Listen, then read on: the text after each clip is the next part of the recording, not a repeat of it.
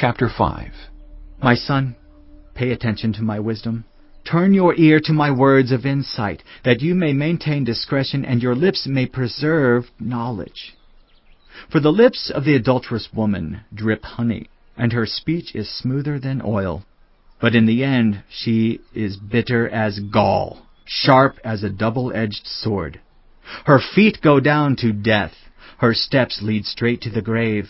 She gives no thought to the way of life. Her paths wander aimlessly, but she does not know it. Now then, my sons, listen to me. Do not turn aside from what I say. Keep to a path far from her. Do not go near the door of her house, lest you lose your honor to others and your dignity to one who is cruel, lest strangers feast on your wealth and your toil enrich the house of another. At the end of your life you will groan when your flesh and body are spent. You will say, "How I hated discipline! How my heart spurned correction! I would not obey my teachers or turn my ear to my instructors, and I was soon in serious trouble in the assembly of God's people." Drink water from your own cistern, running water from your own well. Should your springs overflow in the streets, your streams of water in the public squares?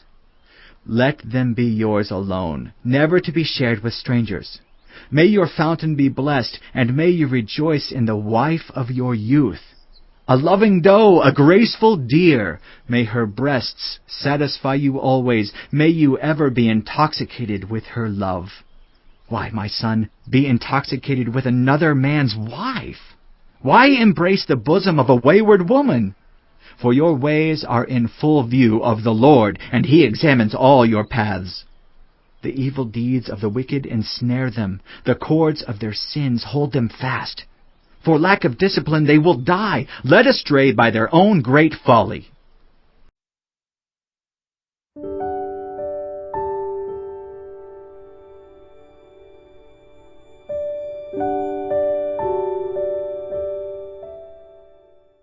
Chapter 6. My son, if you have put up security for your neighbor, if you have shaken hands in pledge for a stranger, you have been trapped by what you said, ensnared by the words of your mouth. So do this, my son, to free yourself. Since you have fallen into your neighbor's hands, go to the point of exhaustion and give your neighbor no rest. Allow no sleep to your eyes, no slumber to your eyelids. Free yourself like a gazelle from the hand of the hunter, like a bird from the snare of the fowler. Go to the ant, you sluggard, consider its ways and be wise. It has no commander, no overseer or ruler. Yet it stores its provisions in summer and gathers its food at harvest. How long will you lie there, you sluggard? When will you get up from your sleep? A little sleep, a little slumber, a little folding of the hands to rest, and poverty will come on you like a thief and scarcity like an armed man. A troublemaker and a villain, who goes about with a corrupt mouth, who winks maliciously with his eye, signals with his feet, and motions with his fingers, who plots evil with deceit in his heart, he always stirs up conflict. Therefore disaster will overtake him in an instant. He will suddenly be destroyed without remedy. There are 6 things the Lord hates, 7 that are detestable to Him: haughty eyes, a lying tongue, hands that shed innocent blood, a heart that devises wicked schemes, feet that are quick to rush into evil, a false witness who pours out lies, and a person who stirs up conflict in the community. My son, keep your father's command and do not forsake your mother's teaching. Bind them always on your heart. Fasten them around your neck. When you walk, they will guide you. When you sleep, they will watch over you. When you awake, they will speak to you. For this command is a lamp, this teaching is a light, and correction and instruction are the way to life, keeping you from your neighbor's wife, from the smooth talk of a wayward woman. Do not lust in your heart after her beauty, or let her captivate you with her eyes. For a prostitute can be had for a loaf of bread, but another man's wife preys on your very life. Can a man scoop fire into his lap without his clothes being burned? Can a man walk on hot coals without his feet being scorched? So is he who sleeps with another man's wife. No one who touches her will go unpunished. People do not despise a thief if he steals to satisfy his hunger when he is starving. Yet if he is caught, he must pay sevenfold, though it cost him all the wealth of his house. But a man who commits adultery has no sense. Whoever does so destroys himself. Blows and disgrace are his lot, and his shame will never be wiped away.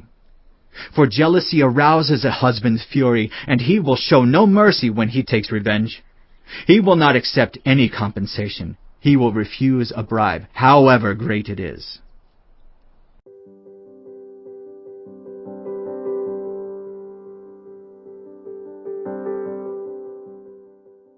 Chapter 7. My son, keep my words, and store up my commands within you. Keep my commands, and you will live.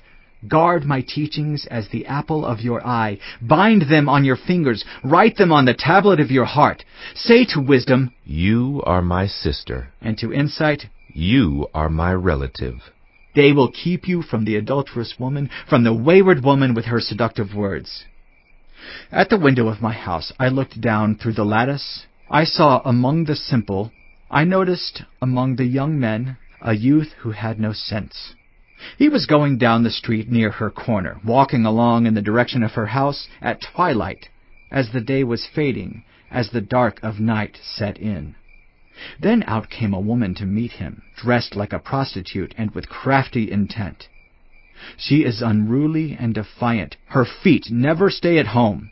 Now in the street, now in the squares, at every corner she lurks. She took hold of him and kissed him, and with a brazen face she said, Today I fulfilled my vows, and I have food for my fellowship offering at home. So I came out to meet you. I looked for you and have found you. I have covered my bed with colored linens from Egypt. I have perfumed my bed with myrrh, aloes, and cinnamon. Come, let's drink deeply of love till morning. Let's enjoy ourselves with love. My husband is not at home. He has gone on a long journey. He took his purse filled with money and will not be home till full moon. With persuasive words she led him astray. She seduced him with her smooth talk. All at once he followed her like an ox going to the slaughter, like a deer stepping into a noose till an arrow pierces his liver, like a bird darting into a snare, little knowing it will cost him his life. Now then, my sons, listen to me. Pay attention to what I say. Do not let your heart turn to her ways or stray into her paths. Many are the victims she has brought down. Her slain are a mighty throng. Her house is a highway to the grave, leading down to the chambers of death.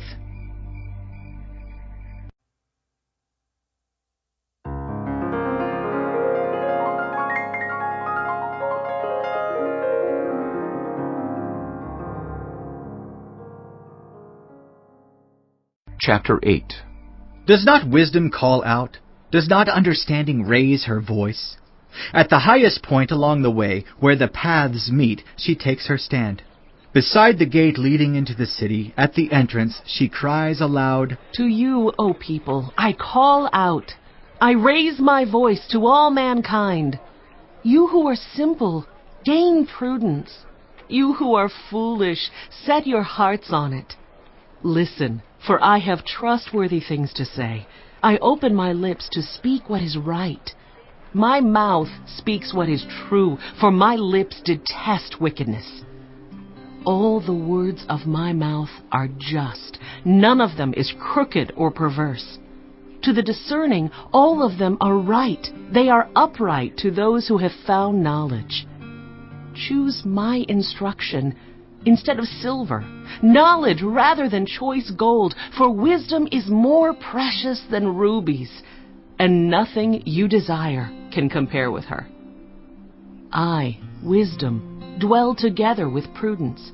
I possess knowledge and discretion. To fear the Lord is to hate evil. I hate pride and arrogance, evil behavior and perverse speech. Counsel and sound judgment are mine. I have insight. I have power.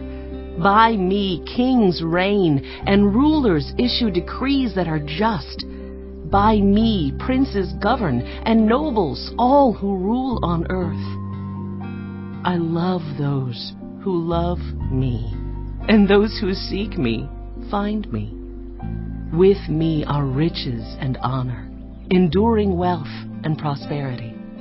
My fruit is better than fine gold. What I yield surpasses choice silver. I walk in the way of righteousness, along the paths of justice, bestowing a rich inheritance on those who love me and making their treasuries full. The Lord brought me forth as the first of his works, before his deeds of old. I was formed long ages ago, at the very beginning, when the world came to be. When there were no watery depths, I was given birth. When there were no springs overflowing with water. Before the mountains were settled in place, before the hills, I was given birth. Before he made the world or its fields or any of the dust of the earth. I was there when he set the heavens in place, when he marked out the horizon on the face of the deep, when he established the clouds above and fixed securely the fountains of the deep, when he gave the sea its boundary so the waters would not overstep his command, and when he marked out the foundations of the earth. Then I was constantly at his side. I was filled with delight day after day, rejoicing always in his presence, rejoicing in his whole world, and delighting in mankind. Now then, my children, listen to me. Blessed are those who keep my ways. Listen to my instruction and be wise. Do not disregard it. Blessed are those who listen to me, watching daily at my doors, waiting at my doorway. For those who find me find life and receive favor from the Lord. But those who fail to find me harm themselves. All who hate me love death.